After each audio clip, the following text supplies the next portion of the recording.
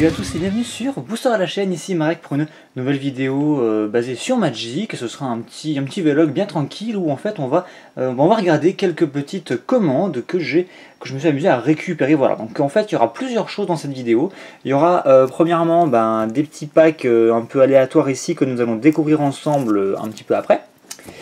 Et trois petites commandes, donc j'ai volontairement tout mis à l'envers pour garder un peu le suspense, et je vous invite à rester avec moi pour regarder un petit peu ce que ça contient. Donc on va commencer par celle-ci et on se fera tous les gros paquets après.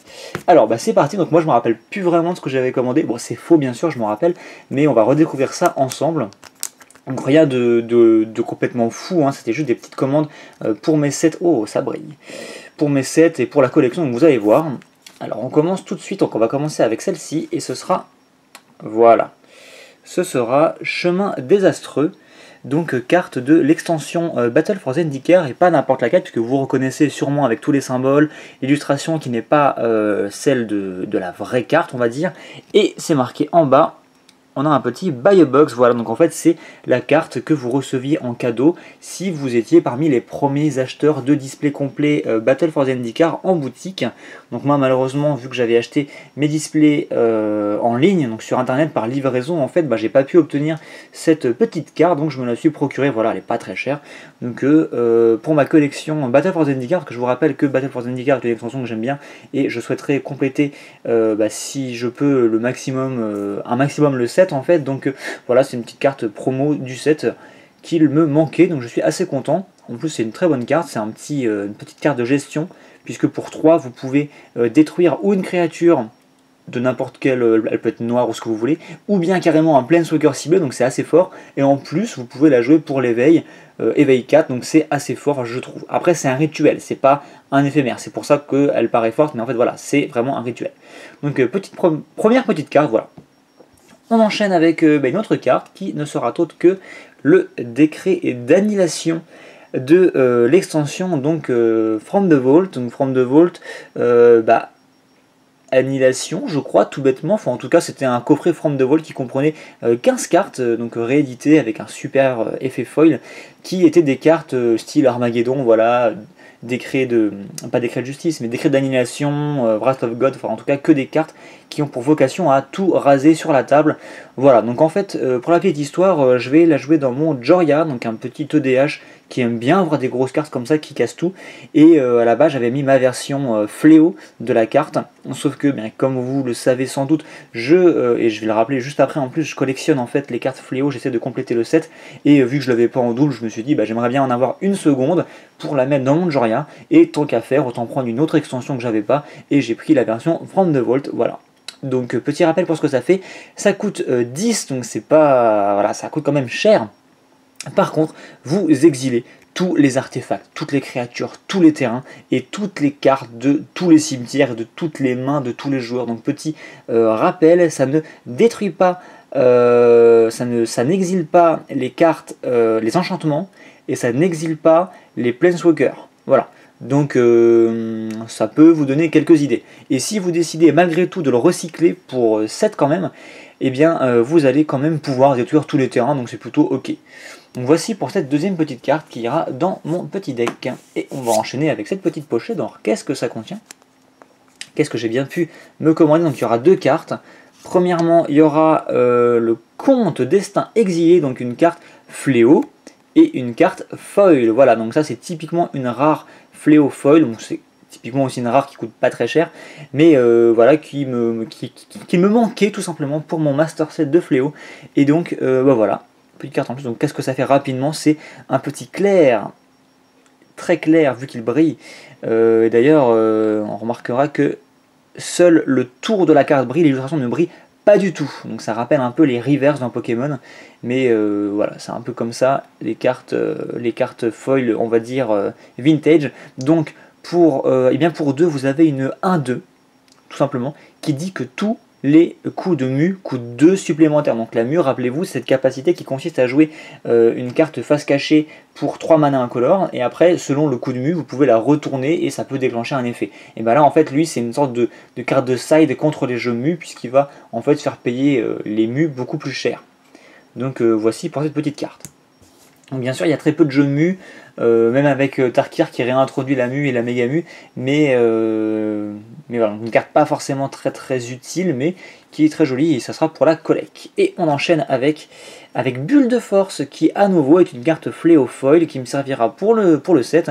Donc il y avait eu un cycle avec ces cartes-là, si je dis pas de bêtises. Et donc cette carte-ci en fait c'est un enchantement qui vous coûte 4 qui arrive et en fait elle arrive en jeu et ensuite dès que vous allez prendre des blessures et bien vous allez annuler ces blessures là mais vous allez mettre des marqueurs secs sur la bulle et dès qu'il y en a au moins 4 vous devez la sacrifier. Par contre à la fin du tour vous pouvez retirer en fait tous les marqueurs secs de la bulle de force, donc il va falloir dans le même tour que votre adversaire vous inflige 4 blessures et donc qu'elles seront redirigées sur cette bulle, il faut en mettre au moins 4 pendant le même tour pour que la bulle dégage en fait. Donc ça vous met une protection supplémentaire, ça vous donne un petit sursis, et c'est la toute première carte, ah non j'ai des bêtises, je confonds avec une autre, c'est pas la première carte c'est les sentinelles séculaires je crois. Et donc une carte blanche encore une fois pour le Master Set Fléau en rare. Et il nous reste une pochette avant d'entamer les grosses pochettes qui sont à ma droite.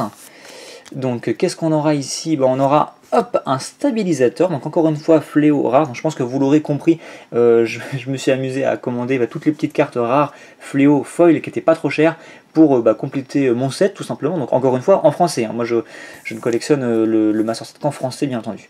Alors ça c'est un des quelques artefacts que vous retrouvez dans l'extension fléau, et en fait ça implique que les joueurs ne peuvent plus recycler de cartes, donc encore une fois un effet assez anecdotique, une carte de side, et qui est sympathique niveau lore, puisque on a en fait un artefact, donc je suppose du projet Jusant, voilà, qui en fait essaye de ressusciter nos amis les slivoïdes, et là on a un stabilisateur, donc je suppose un artefact qui servait à stabiliser en fait leurs espèces d'embryons de slivoïdes, donc c'est plutôt sympa niveau lore, et ça fait plaisir de revoir des super illustrations de slivoïdes. Donc à nouveau petite rare fléau, et on a plein de cartes, qu'est-ce que c'est que ça? Alors là, on commence à entrer dans du lourd. Alors qu'est-ce que c'est que ça? C'est une carte, en anglais, vous l'aurez remarqué, de l'extension Légion, mais avec le gros symbole Légion et surtout la date. Voilà, la date de l'avant-première de l'extension Légion. Et c'était le 25 janvier 2003. Ça commence à dater un petit peu. Voilà, ça fait quand même 13 ans. La carte a 13 ans. Voilà, c'est pas rien. Et donc, qu'est-ce que c'était? C'était tout simplement la carte qui vous était offerte quand vous vous inscriviez au tournoi d'avant-première de Légion à l'époque. Donc Légion, c'était la deuxième extension du bloc Carnage. Donc il y avait Carnage, Légion, puis Fléau. Et voilà, je me suis amusé à récupérer cette petite carte qui est en excellent état d'ailleurs. Et voilà, donc à l'époque, les cartes là, alors si je ne dis pas de bêtises, hein, parce que ça c'est d'après mon expérience, mais je me trompe peut-être. À cette époque-là, en fait, les cartes d'avant-première et jusqu'à un certain temps n'existaient pas en français, elles étaient systématiquement en anglais. Donc il y en a peut-être en chinois, en japonais, mais il me semble que, en tout cas, tous les pays qui comprenaient un peu l'anglais, ils leur ont mis l'anglaise, et j'ai l'impression qu'il n'y a pas de française. Donc si vous savez qu'il y a de telles cartes en français, n'hésitez pas à me le signaler, moi je suis intéressé.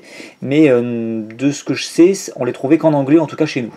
Et donc voilà, donc une carte qui est pas forcément géniale. On a une petite 3-3 amplification 2, provocation pour 6.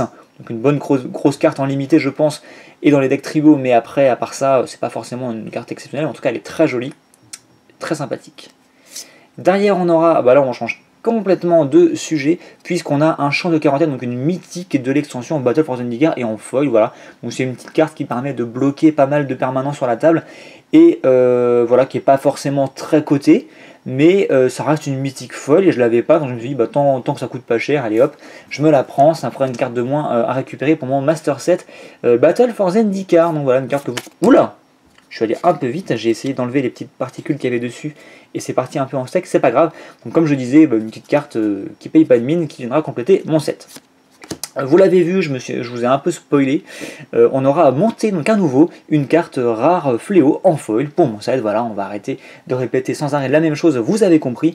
Et c'est un enchantement assez sympathique puisqu'il dit que les réserves de mana ne se vident pas à la fin des phases ou des tours. Donc en fait, Voilà, c'est un peu la fête, vous pouvez engager tout votre mana à la fin de chacun de vos tours pour gonfler vos réserves de mana, c'est un peu comme l'effet de Omnat, Locus de mana pour ceux qui connaissent, mais sauf que c'est pas que pour vous et pas que pour le mana vert, c'est pour tout le monde et pour toutes les couleurs de mana. Donc voilà, vous balancez ça sur la table en EDH, en multijoueur, ça peut très vite dégénérer, ça peut être assez drôle, puis elle est assez jolie je trouve. Donc voilà, carte supplémentaire pour mon petit set. Et derrière, on aura, eh bien, vous commencez à avoir l'habitude, à nouveau une carte de pré-release, donc d'avant-première, mais cette fois-ci de l'extension Carnage. Donc la date, on est au 28 septembre 2002, donc encore plus tôt, bien entendu, puisque c'était l'extension qui est sortie juste avant. Et ce sera un spectre silencieux, donc cette carte qui coûte 6, qui arrive en jeu, c'est une 4-4, elle a le vol, et à chaque fois qu'elle infligera des blessures de combat à un joueur, donc en fait tous les spectres pratiquement ont un effet quand ils infligent des blessures de combat à un joueur, et bien ce joueur va se défausser de 2 cartes de sa main, donc voilà, c'est assez violent, et en plus on en parlait tout à l'heure, cette carte elle a mu pour 5, donc en gros vous allez la jouer face cachée pour 3, c'est une 2-2 sans capacité, et quand vous le désirez pour 5, vous la retournez et bim, c'est une 4-4 vol. Donc en gros, vous allez attaquer avec, hein, votre adversaire se dit, bon bah je la bloque pas, zip, mu, c'est parti, et donc elle va frapper, elle va mettre 4 et pas 2, et son effet va se déclencher, donc ça sert à ça, hein, ça sert à faire des effets de surprise.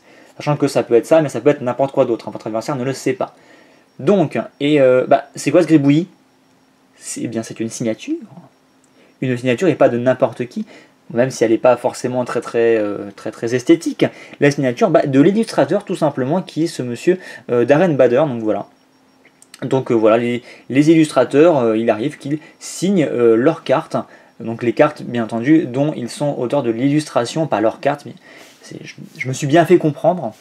Et enfin j'espère, et voilà, donc en fait nous on a un peu de mal ici en France parce qu'il y a peu d'illustrateurs français, mais c'est vrai qu'il y a pas mal de salons, en tout cas aux États-Unis, où en fait les illustrateurs sont présents et offrent des séances de dédicaces, donc vous ramenez vos cartes et ils peuvent vous les faire signer. Il y a quelques illustrateurs qui acceptent que vous leur envoyez, même à l'heure actuelle, par courrier vos cartes, et ils vous les signent. Certains font ça gratuitement, certains font ça contre rémunération. Je sais pas, 5 ou 10 euros par carte, à vous de voir. Donc ça peut être intéressant. Moi je trouve que c'est plutôt sympa, ça offre, ça ajoute un petit quelque chose à la carte. Voilà, c'est pas n'importe quelle carte, elle a quand même été signée par son illustrateur, c'est plutôt sympathique. Voilà, donc en fait, une carte d'avant-première que j'avais pas, et en plus une version signée, donc pourquoi pas. Je trouvais ça plutôt sympathique. Donc, on a fini avec ces cartes fléau, ces cartes un peu tout et n'importe quoi, foil, donc de mes petites commandes, mais ce n'est pas terminé, je ne vais pas vous lâcher tout de suite, puisqu'on a encore ça à ouvrir. Alors ça, qu'est-ce que c'est que ça? Qu'est-ce que c'est ça? Donc c'est pas des repacks, hein. On a déjà ouvert des repacks sur la chaîne, mais ce n'en est pas, voilà, enfin pas exactement, puisque en fait c'est des cartes foil, donc...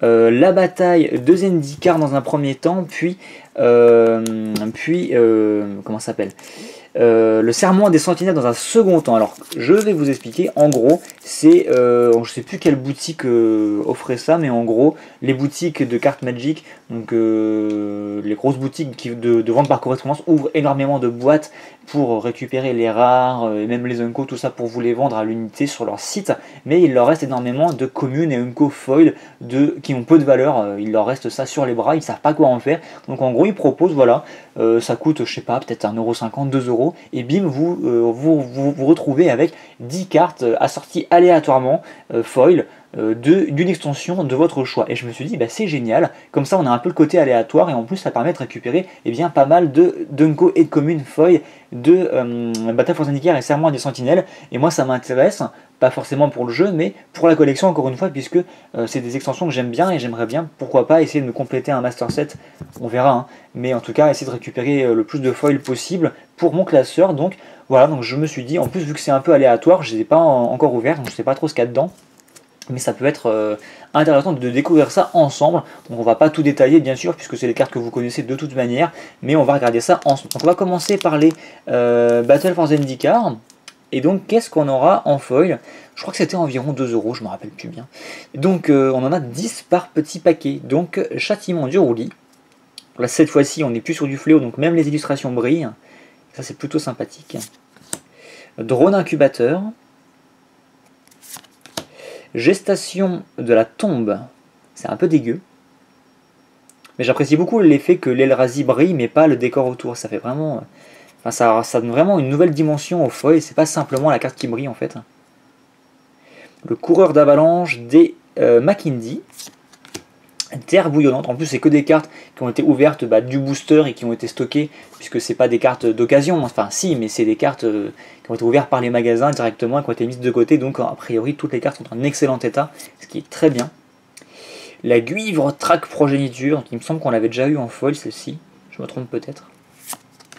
Mante géante. De toute façon, on aura sûrement des doubles dans ces paquets, c'est pas très grave. Jaillissement du roulis. Ah, Briseur d'armée, ça c'est bon, ça. Ça c'est bon. Très bonne petite carte. Cime surgissante. Et ce sera tout pour ce premier paquet.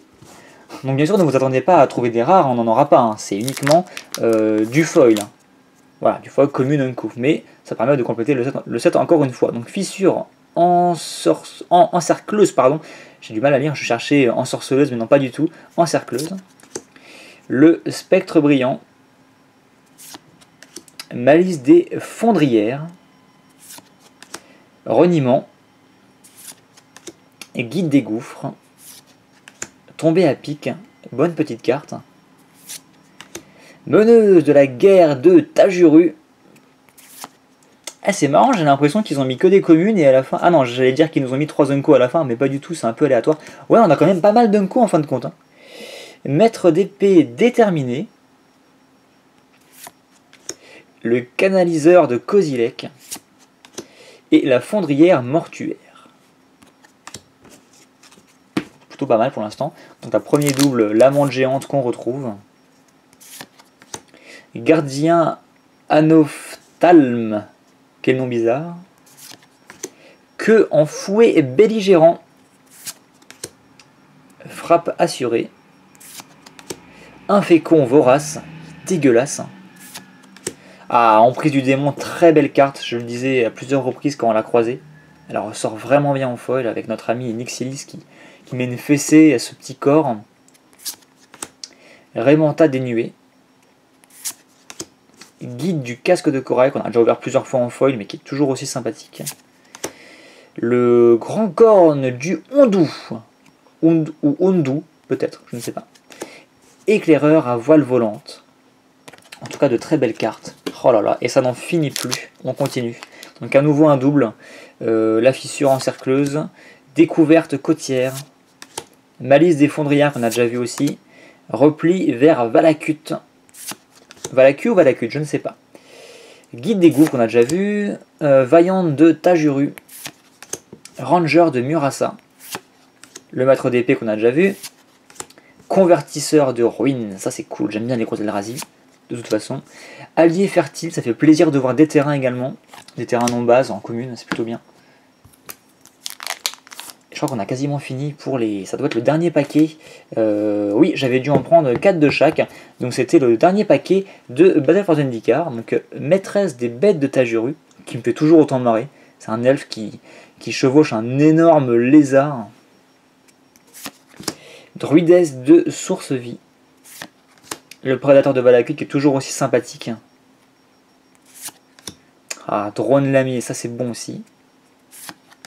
Gestation de la tombe qu'on a déjà vu. Écumeur silencieux. Le croiseur cryptique, très sympa aussi. Oh, c'est cool qu'on ait vraiment autant d'unco en fin de compte.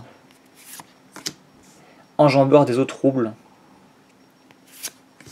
Le grand corps qu'on a déjà vu. Et l'éclaireur qu'on a déjà vu. Et ce sera tout pour les Battle for Zendikar. Et on va enchaîner avec les serments des sentinelles. Donc oui, la vidéo est assez longue. Mais en fin de compte... On se fait plaisir, hein. On regarde un petit peu nos petites commandes, on découvre, c'est plutôt sympathique, on voit des cartes un peu qu'on voit pas d'habitude, donc que des foils et des petites cartes d'avant-première, tout ça c'est plutôt sympathique, j'espère que ça vous plaît, hein. N'hésitez pas à le dire, hein, si vous trouvez ça chiant les vidéos comme ça, on n'en fera plus, hein, tout simplement. Alors moi je trouve ça assez sympathique de voir un peu des cartes nouvelles. Alors on commence comme je le disais avec Serment de... On continue avec Serment des Sentinelles, c'est parti, donc je vais y arriver. Avec un Lagac scellé. Oh, le marcheur des Landes, franchement on se moque pas de nous, hein. C'est pas des petites Unco et communes un peu, ouais, celles qui restent, qui valent rien, on a quand même de bonnes petites Unco, ça fait vraiment plaisir. Rivage inconnu. Percepteur de Kazul, Commando de Zada, représentante des vampires, rien que ça, Drone massacreur, Membrane de confinement, et Bénédiction d'Iona, et Sacré Saut qui me fait toujours autant marrer. La créature saute très loin, donc elle acquiert le vol, tout est logique. Auxiliaire de Joraga, sympathique aussi. Hein. Pulsation de Murasa. Garde-descente, ok, garde-descente de Tajuru, encore une fois. Incarnation de la Fureur, ça déconne plus quoi. Elle est vraiment sympa cette carte. Avec les petits Zedron qui brillent sur son dos. Agresseur Eldrazi, toujours sympathique aussi. Il est tout petit, mais tant qu'il est accompagné, il est plus fort. Exégète de Kozilek, ça ne veut plus rien dire. Aruspice de Malakir. Si quelqu'un sait ce que c'est une aruspice, je suis tout oui. Drone aveuglant qui est très sympathique aussi. Et qui est littéralement aveuglant là pour le coup. Lumière corrosive, encore une fois, ça brille de tous les côtés. Rapace d'expédition. Donc malheureusement, pas d'expédition dans ce petit booster de foil, ce serait assez fou. Mais bon, on sait jamais. Membrane de confinement. Est-ce que le focus veut se faire? Yes. Donc on a déjà vu. Pionnier de Kozilek. Invocateur de Sion. Donc on a vraiment une assez grande variété, j'ai l'impression. Avaleur de la canopée. Paris de l'étince-mage. Commando de Zada. La représentante qu'on avait déjà vue. Collet du goudron. Et pas du groudon. Bénédiction qu'on a déjà vu également. Et Sacré Saut qu'on revoit encore. Bon, c'est une carte qui me fait marrer, donc moi ça me dérange pas. Oula. On va y arriver. Lanterne du voyant. Ah, fondeur d'esprit. Très sympa celle-ci. Incarnation de la perspicacité, très sympathique également. Serment de Chandra, bah voilà. J'allais vous dire on n'a pas de rares, bah si, on a des rares. Ils ont considéré que la carte était tellement mauvaise qu'ils se sont dit, bof, on va considérer que c'est une unco, pas de souci. Mais écoutez, ça fait plaisir. Hein. C'est Shadow qui va être jaloux. Enrôlé de force. Très sympa aussi cette petite carte. Je parle de l'illustration surtout. Meneur d'infécond. Emprise des ténèbres. Objectif commun. Acolyte forge-pierre. Mage envoûteuse d'engeance. Franchement, très bonne variété, c'est cool. On a très peu de doubles, j'ai l'impression.